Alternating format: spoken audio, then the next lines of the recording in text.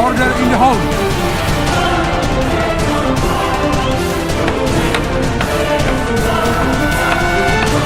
Please order in the hall.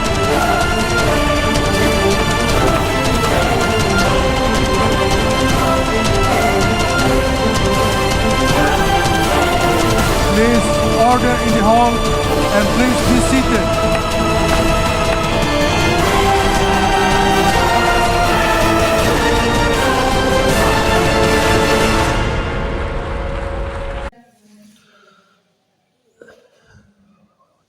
دنیا کی نظریں ایک بار پھر مشرق وسطی پر جمی ہوئی ہیں۔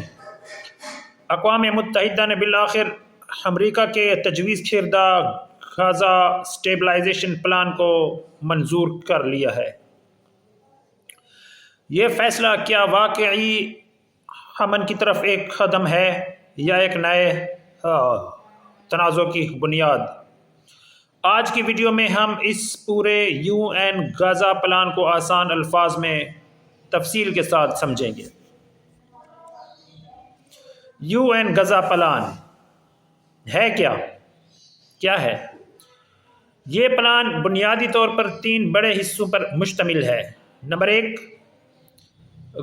غزہ میں ایک بین الاقوامی اسٹیبلائزیشن فورس کی تعیناتی،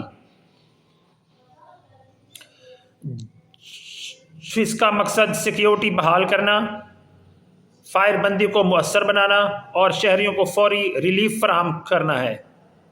نمبر 2، انسانی امداد کی بلا رکاوٹ فراہمی، بیمار، زخمی اور بے گھر شہریوں تک خوراک، ادویات اور ضروری سامان پہنچانا۔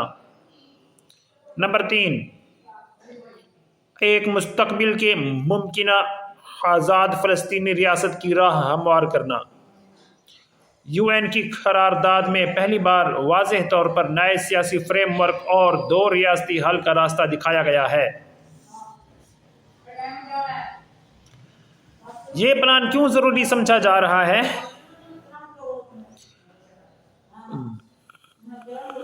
غزہ مہینوں سے جنگ، محاصرے اور انسانی بحران سے گزر رہا ہے۔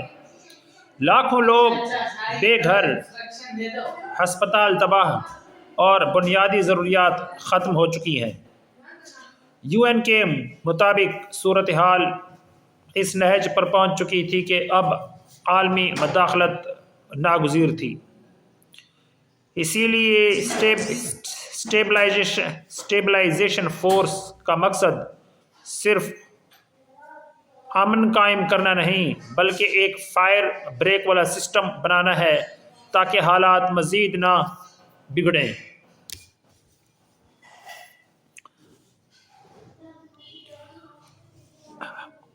اب ہم امریکہ کے کردار پر بات کر لیتے ہیں۔ یہ پلان امریکہ نے ڈرافٹ کیا تھا۔ اس کا بانی امریکہ ہے، جس نے حالیہ تناؤ کے باوجود فلسطین کی مستقبل ریاست کے تصور کو شامل کیا۔ امریکہ کا کہنا ہے کہ اگر غزہ میں سیکیورٹی کا نظام نہ بنا تو دوبارہ جنگ کا خطرہ موجود رہے گا۔ اسی لیے امریکی سفارتکاروں نے اس قرارداد کے لیے بھرپور لابنگ کی۔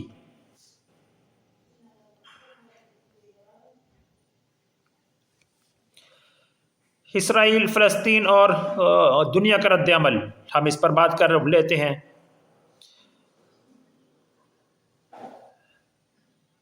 اس قرارداد پر ملا جلا رد عمل سامنے آیا ہے۔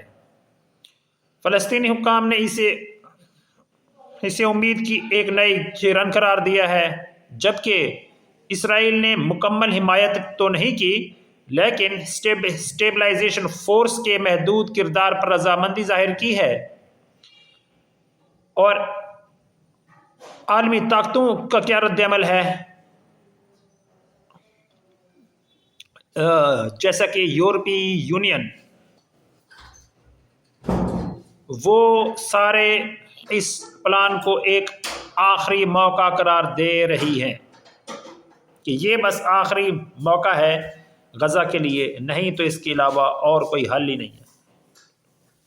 لیکن سوال یہ ہے، کیا زمینی حقائق اس کی اجازت دیتے ہیں یا نہیں؟ اسٹیبلائزیشن فورس کیا کرے گی، اس پر بات کر لیتے ہیں۔ یہ فورس عام پیس کیپنگ مشن نہیں ہوگی۔ اس کے 4 مین کام ہوں گے۔ 4 نمبر 1 سیکیورٹی پوائنٹس بنانا، نمبر 2 غیر جنگجو شہریوں کی حفاظت کرنا، نمبر 3 امدادی قافلوں کو سیکیورٹی دینا، یعنی جو امدادی قافلے، یعنی آپ کو میں بتاؤں پوری دنیا ہی ویسے امدادی قافلے بھیج رہی ہے غزہ میں۔ وہ امدادی قافلے جو مصر کے راستے رفح کراسنگ جو ہے وہاں سے وہ جب غزہ کے اندر داخل ہوتے ہیں تو ان کی سیکیورٹی فراہم کرنا، یعنی ان کو سیکیورٹی دینا، یہ بھی اس اسٹیبلائزیشن فورس کی ایک اہم ریسپانسبلٹی ہوگی۔ اور نمبر 4 کیا ہے؟ نمبر 4 یہ کہ ابتدائی انتظامی ڈھانچہ بحال کرنا، یعنی حکومت کا مینجمنٹ سسٹم۔ اس فورس میں ممکنہ طور پر عرب ممالک، یورپی ممالک اور نیٹو کے مخصوص یونٹ شامل ہوں گے۔ یہ اس میں شامل کون ہوگا یہ میں نے آپ کو بتا دیا کہ اس میں ممکنہ طور پر عرب ممالک اور یورپی ممالک اور نیٹو کے مخصوص یونٹ شامل ہوں گے۔ ہر ملک اپنی فورس اس میں نہیں بھیج سکتا۔ اب بات کرتے ہیں مستقبل کا سیاسی نقشہ کیا ہوگا۔ UN کے مطابق اس پلان کا مقصد فوری جنگ بندی نہیں بلکہ ایک مستقل سیاسی حل کی طرف پہلا قدم ہے۔ یعنی یہ فوری جنگ بندی نہیں ہے بلکہ ایک مستقل پرماننٹ سیاسی حل کی طرف پہلا قدم ہے، یعنی کہ فرسٹ اسٹیپ ٹوارڈز دی پرماننٹ پولیٹیکل سولوشن۔ یہ پہلا موقع ہے کہ کسی عالمی قرارداد میں غزہ کے سیاسی مستقبل اور ایک آزاد فلسطین کی بات واضح انداز میں سامنے آئی ہے۔ یہ بڑا اہم پوائنٹ ہے ناظرین۔ یہ پہلا موقع ہے کہ کسی عالمی قرارداد میں غزہ کے سیاسی مستقبل اور ایک آزاد فلسطین کی بات واضح انداز میں سامنے آئی ہے۔ ناظرین اب بات کرتے ہیں خطرات اور خدشات کی۔ ماہرین کے مطابق اس پلان کے 3 بڑے چیلنجز کا سامنا ہے۔ ماہرین کے مطابق اس پلان کو 3 بڑے چیلنجز کا سامنا ہے۔ نمبر 1 زمینی مزاحمت، یعنی غزہ میں مختلف گروہ اس کا حصہ بننے پر تیار نہیں ہے۔ نمبر 2 اسرائیل کی محدود حمایت، مکمل تعاون نہ ہونا مشکل پیدا کر سکتا ہے جب اسرائیل کی حمایت ہی نہیں ہے۔ Number 3 financing, stabilisation force